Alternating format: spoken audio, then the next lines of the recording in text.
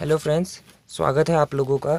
आज के इस वीडियो में हम लोग डिस्कस करेंगे multiple optimal solution in graphical method. ठीक है, इससे पहले की वीडियो में मैंने आप लोगों को कुछ क्वेश्चन बताए थे जिनको हमने ग्राफिकल मेथड से सॉल्व किया था। ठीक है, यदि हमारे पास एक से ज़्यादा ऑप्टिमल सॉल्यूशन निकल के आते हैं तो उसी को क्या बोला जाता है, मल्टीपल ऑप्टिमल सॉल्यूशन बोला जाता है। ठीक है, तो हम लोग ये क्वेश्चन देखिए, हमारे पास एक क्वेश्चन है, क्वेश्चन के थ्रू हम लोग समझते हैं। हमें हमें क्या बोलते हैं, ऑब्जेक्टिव फंक्शन दे रखा है maximise z is equal to 2x1 plus 4x2 and subject to x1 plus 2x2 less than equal to 5, x1 plus x2 less than equal to 4 and x1 and x2 are non negative. ठीक है, सबसे पहला step क्या होता है, सबसे पहला step ये होता है कि जो हमारे जो कंस्ट्रेंट है इसको हम इक्वेशन में कन्वर्ट करते हैं। ठीक है, सबसे पहले हम इनको इक्वेशन में लिख देते हैं। तो पहली इक्वेशन हमें मिल जाएगी x1 plus 2x2 equal to 5। ठीक है, और दूसरी इक्वेशन हमें मिल जाएगी x1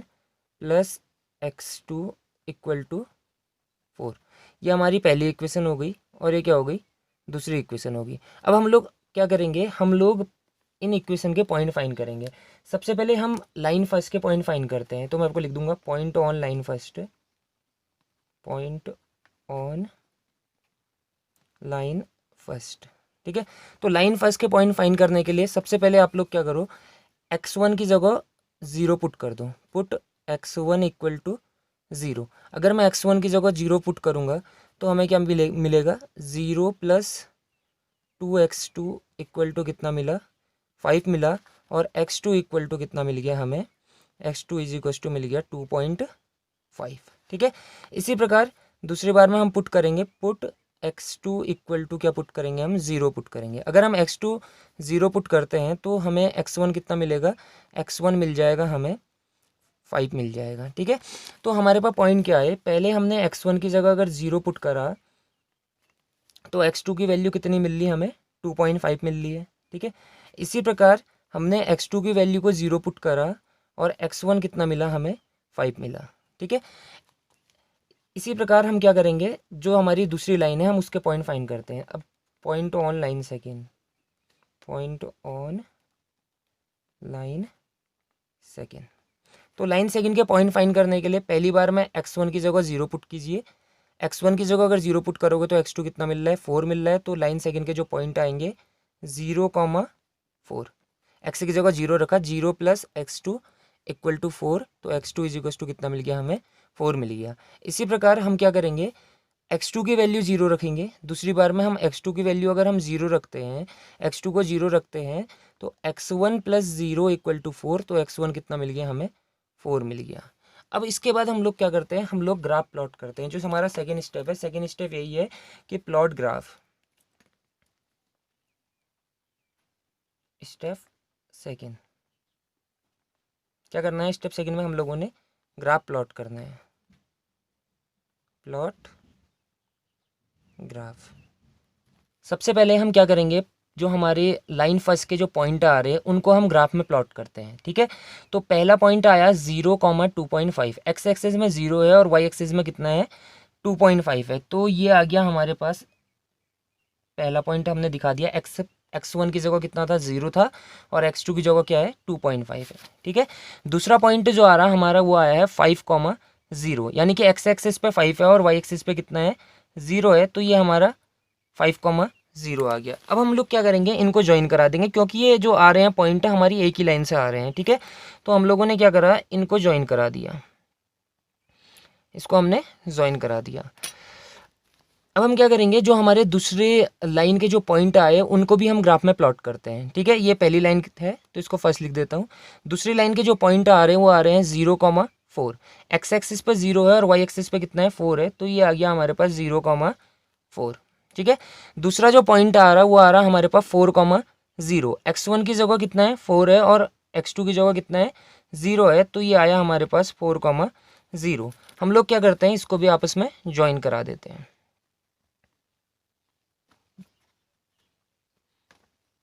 ये हमने इसको भी क्या करा दिया, ज्वाइन करा दिया। ये हमारी सेकंड लाइन है।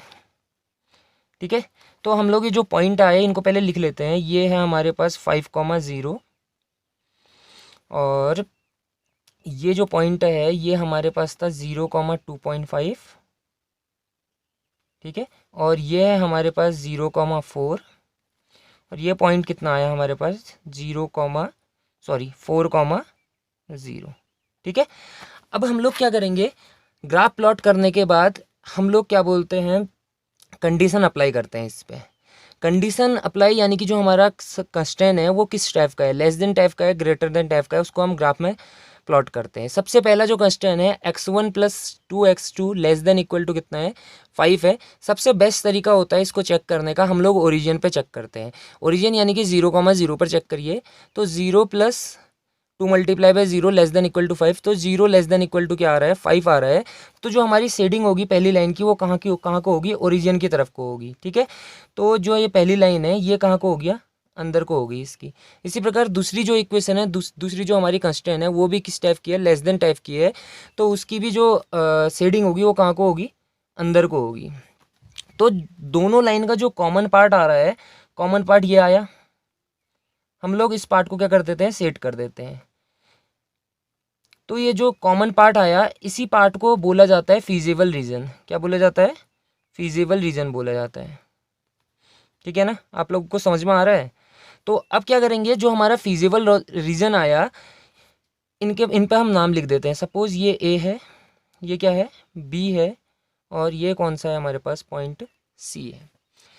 तो जो हमारा फीजिबल रीजन आया, फीजिबल रीजन क्या आया हमारे पास, ओ ए बी एंड सी। ये क्या आया हमारे पास, फीजिबल रीजन आया।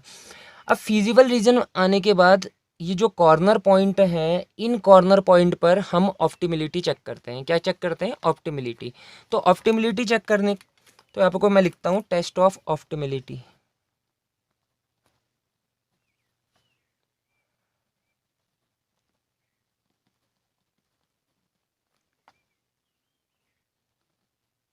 ऑप्टिमिलिटी चेक करेंगे। सबसे पहले यहाँ पर मैं लिख देता हूँ कॉर्नर पॉइंट, जो हमारे कॉर्नर पॉइंट आ रहे हैं कहाँ पर, फीजिबल रीजन पर, उन पर हम क्या करते हैं, ऑप्टिमिलिटी चेक करते हैं। ठीक है। और जो क्वेश्चन ऑब्जेक्टिव फंक्शन जो है हमारे पास z इज इक्वल टू है 2x1 plus 4x2। Corner point आया हमारे पास, पहला पॉइंट आ रहा ओ, इस पर जो कोऑर्डिनेट है वो कितने हैं 0,0 हैं। ठीक है। दूसरा पॉइंट आ रहा है ए के जो कोऑर्डिनेट है वो है हमारे पास 4,0 हैं। फिर जो अगला पॉइंट आ रहा है बी के कोऑर्डिनेट हम लोग को पता नहीं है, अभी हम लोग फाइंड करेंगे। और सी के कोऑर्डिनेट है हमारे पास, सी के कोऑर्डिनेट क्या है 0,2.5। ठीक है।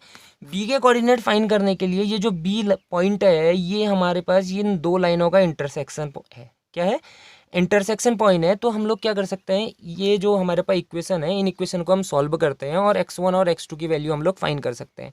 देखिए मैं आपको रफ पे आप लोग को बता दे रहा हूँ कैसे हम लोग इसको सॉल्व करेंगे। तो पहली इक्वेशन है हमारे पास x1 plus 2x2 equal to क्या है 5 है, और दूसरी इक्वेशन है हमारे पास x1 plus x2 equal to क्या है 4 है। हम लोग क्या करते हैं, याली इक्वेशन से याली इक्वेशन को सब्सट्रैक्ट कर देते हैं, ये कैंसिल आउट हो गया। तो x2 इक्वल टू जो हमारे पास आया, x2 की वैल्यू कितनी आ रही है हमारे पास 1 आ रही, कितनी आ रही 1 आ रही। हम लोग क्या करेंगे, x2 की वैल्यू कोई भी एक इक्वेशन पर रखिए, तो वहाँ से हमें क्या मिल जाएगा, x1 मिल जाएगा। तो x1 कितना आ रहा है हमारे पास 3 आ रहा है, कितना आ रहा है 3 आ रहा है। तो ये जो b के पॉइंट आए हमारे पास 3,1, x1 3 है और x2 कितना है 1 है। तो b के पॉइंट आ गए हमारे पास 3,1।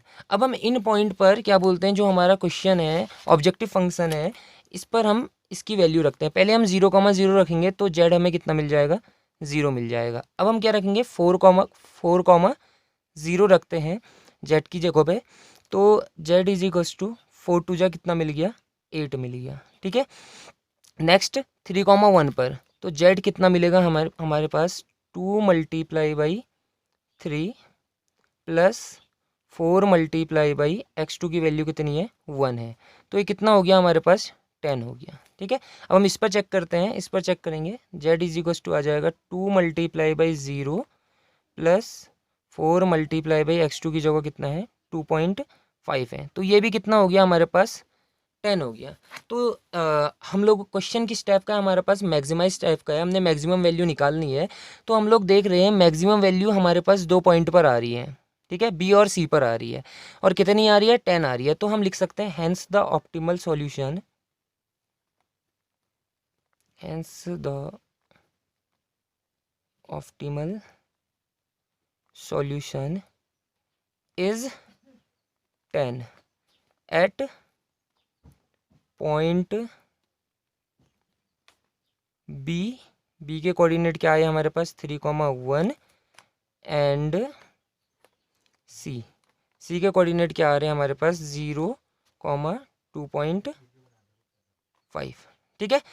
तो मल्टीपल ऑप्टिमल सॉल्यूशन कहने का यही मतलब है, जहाँ पर को हमें एक से ज़्यादा सॉल्यूशन मिलते हैं वही हमारे क्या होते हैं, मल्टीपल ऑप्टिमल सॉल्यूशन होते हैं, ठीक है। तो बड़े ही आसानी से हम लोगों ने ये लीनियर प्रोग्रामिंग प्रॉब्लम का एक सिंपल सा क्वेश्चन देखा, जिसके हमारे पास एक से ज़्यादा सॉल्यूशन आ रहे थे, ठीक है। आई होप आप लोगों को ये वीडियो पसंद आया होगा। धन्यवाद।